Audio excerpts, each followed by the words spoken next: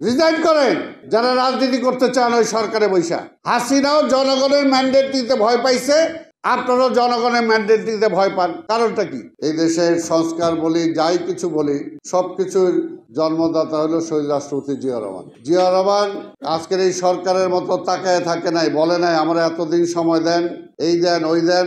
কারণ জিয়া রহমান সাহেব যখন রাষ্ট্র ক্ষমতায় আসেন তখন কমপ্লিটলি একটা খারাপ অবস্থায় তিনি ক্ষমতায় আসছেন। সেনাবাহিনীতে হাফিজ ভাই আছে, সেনাবাহিনীতে কোনো ডিসিপ্লিন নাই, কু কাউন্টার কু, পুলিশের মধ্যে কোনো শৃঙ্খলা নাই, ছাত্রদের মধ্যে পড়াশোনা নাই, শৃঙ্খলা নাই, ব্যবসায়ীরাদের চরম অবস্থা, এই দেশের রিলিফ ওই সীমান্তের ওপারে বিক্রি হচ্ছে, তাই না? চরম একটা অবস্থায়, এবং বৈদেশিক নীতি সবকিছু মিলে একটা বিশৃঙ্খল অবস্থায় দেশ ছিল। এই রকম একটা নেগেটিভ জায়গায় জিয়া রহমানকে রাষ্ট্র ক্ষমতা দেওয়া হয়েছে। এবং রাজনৈতিকভাবে রাজনৈতিক দলের মধ্যে বিভেদ, রাজনৈতিক দল নাই, সব দল নিষিদ্ধ করে দেওয়া হয়েছে, আন্ডারগ্রাউন্ড পলিটিক্স একটা চরম অবস্থা।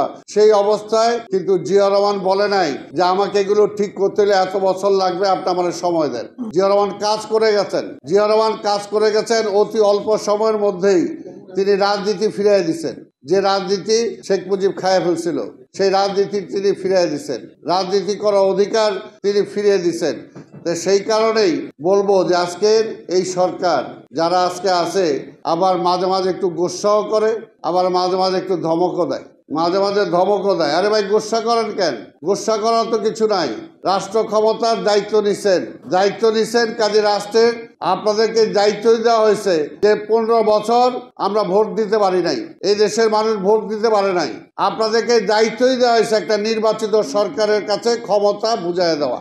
ওই যে আমি বললাম যে সেই সময় তো সেই সময় 5ই আগস্টে তো অন্যান্য রাজনৈতিক দল বিএনপিকেও বলছিল যে আসেন জাতীয় সরকার গঠন করি, কিন্তু বিএনপি বলছে না, আমরা নির্বাচনের মাধ্যমে যেতে চাই, জনগণের ক্ষমতা জনগণের কাছে ফিরিয়ে দিতে চাই। এই কারণে কিন্তু নাহলে তো সেদিনও হইতো যে বিএনপি তো ক্ষমতার চায় না, ক্ষমতায় বিশ্বাসী না, ক্ষমতায় বিশ্বাসী জনগণের, যে জনগণের ক্ষমতা জনগণের কাছে ফিরিয়ে দেওয়া। তা আজকে নির্বাচন চাইলেই বলে যে নির্বাচনের জন্য রক্ত দিচ্ছে নাকি। হ্যাঁ, নির্বাচনের জন্যই তো রক্ত দিচ্ছেন, নির্বাচনের জন্যই তো রক্ত দিচ্ছেন। কারণ হাসিনা তো নির্বাচন দেয় নাই, হাসিনা জনগণের ভোটের উপরে বিশ্বাস করে নাই। হাসিনা বিশ্বাস করছে ওই দেশ থেকে তারা ক্ষমতায় বসাই দিবে, তারা বসাই দিছে। তা আমরা তো ওইটা থেকে মুক্তি পাওয়ার জন্যই, জনগণের অধিকার যে রাষ্ট্র আমার সেটা ছিনতাই হয়ে গেছিল, সেই ছিনতাইকৃত মানুষের অধিকার ফিরিয়ে দেওয়ার জন্যই তো আপনাদের ক্ষমতায় বসানো হয়েছে। আপনার কি ভোগ বিলাসের জন্য, ক্ষমতা ভোগ করার জন্য কি আপনাদেরকে ক্ষমতায় বসানো হয়েছে নাকি? এটা তো পরিষ্কার কথা। এটা মধ্যে আবার রাগ করার কি আছে,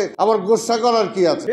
আবার যদি মনে করেন যে হ্যাঁ নতুন দল করবেন, আমাদের নেতা তো বলছে নতুন দল করতে কোনো অসুবিধা নাই, কোনো অসুবিধা নাই, কিন্তু কালকেই রেজিগনেশনটা দিয়া তারপরে রাজনীতি করেন। রিজাইন করেন যারা রাজনীতি করতে চান ওই সরকারে বৈশা, যারা রাজনৈতিক সুযোগ সুবিধা নিয়ে দল বানাইতে চান, আজকে রিজাইন করেন। দল বানানোর জন্য, রাজনীতি করার জন্য তো এটা আমরা বলছি এটা নিরপেক্ষ, তাহলে তো ওই দিনই বিএনপি ক্ষমতা নিতে পারে। পরিষ্কার কথা।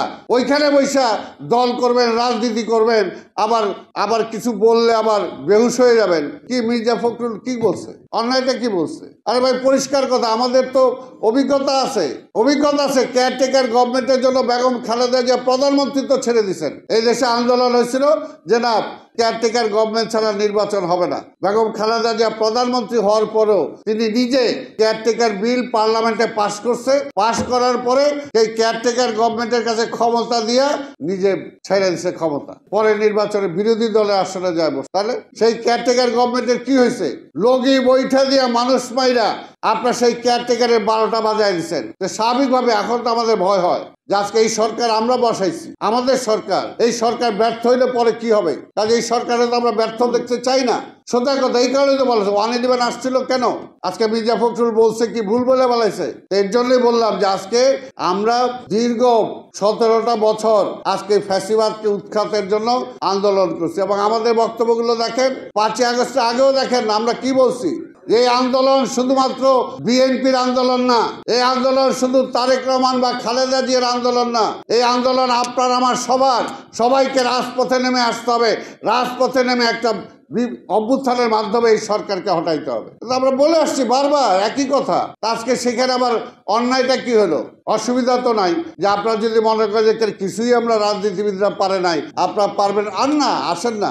জনগণের কাছে যাইতে ভয় কিসের? হাসিনাও জনগণের ম্যান্ডেট দিতে ভয় পাইছে, আপনারাও জনগণের ম্যান্ডেট দিতে ভয় পান, কারণটা কি? তাহলে তো পরিষ্কার, তাহলে আমরা যেটা বলি, তাহলে কি আবার ওই পরাজিত ফ্যাসিবাদ হাসিনার এই ক্ষমতায় আনার জন্য কি ষড়যন্ত্র হচ্ছে কিনা?